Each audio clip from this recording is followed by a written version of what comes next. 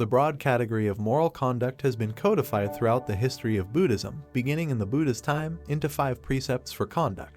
The number of precepts for the behavior of monks has run into the hundreds in some sects. For laypeople, the Theravada tradition has 5 precepts. These 5 precepts have common elements with most moral conducts in the other major traditions. Some aspects, especially the precept to refrain from taking life, have been a continuing focus of attention throughout the history of Buddhism. Today, we shall explore them in depth through teachings from between the 5th and the 20th centuries. Welcome back to my channel. On this video, I will share with you and explain the 5 precepts of Buddhism. The 5 precepts. I undertake to observe the rule. 1. To abstain from taking life. 2. To abstain from taking what is not given. 3. To abstain from sensuous misconduct. 4. To abstain from false speech. 5. To abstain from intoxicants as tending to cloud the mind.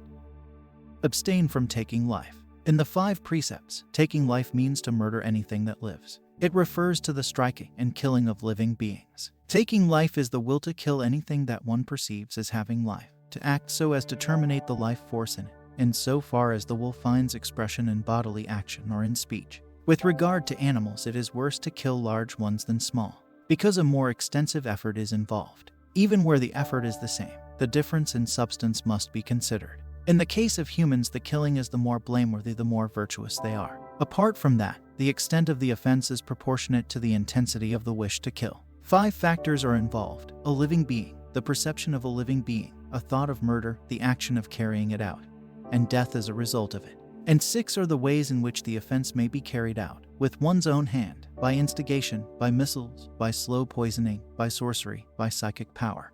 Abstain from taking what is not given.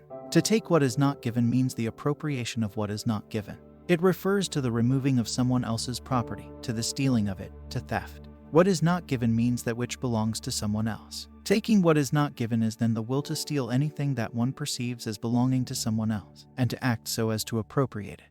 Its blameworthiness depends partly on the value of the property stolen, partly on the worth of its owner. 5 factors are involved: someone else's belongings, the awareness that they are someone else's, the thought of theft, the action of carrying it out, the taking away as a result of it.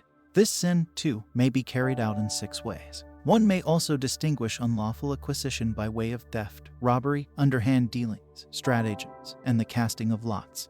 Abstain from sensuous misconduct. Sensuous misconduct. Here sensuous means sexual, and misconduct is extremely blameworthy bad behavior. Sensuous misconduct is the will to transgress against those whom one should not go into, and the carrying out of this intention by unlawful physical action. By those one should not go into, first of all men are meant, and then also 20 kinds of women. 10 of them are under some form of protection, by their mother, father, parents, brother, sister, family, clan, co-religionists, by having been claimed from birth onwards, or by the king's law. The other 10 kinds are: women bought with money, concubines for the fun of it, kept women, women bought by the gift of a garment, concubines who have been acquired by the ceremony, which consists in dipping their hands into water, concubines who once carried burdens on their heads, slave girls who are also concubines, servants who are also concubines, girls captured in war, temporary wives. The offense is the more serious, the more moral and virtuous the person transgressed against. It involves 4 factors: someone who should not be gone into, the thought of cohabiting with that one, the actions which lead to such cohabitation, and its actual performance. There is only one way of carrying it out: with one's own body.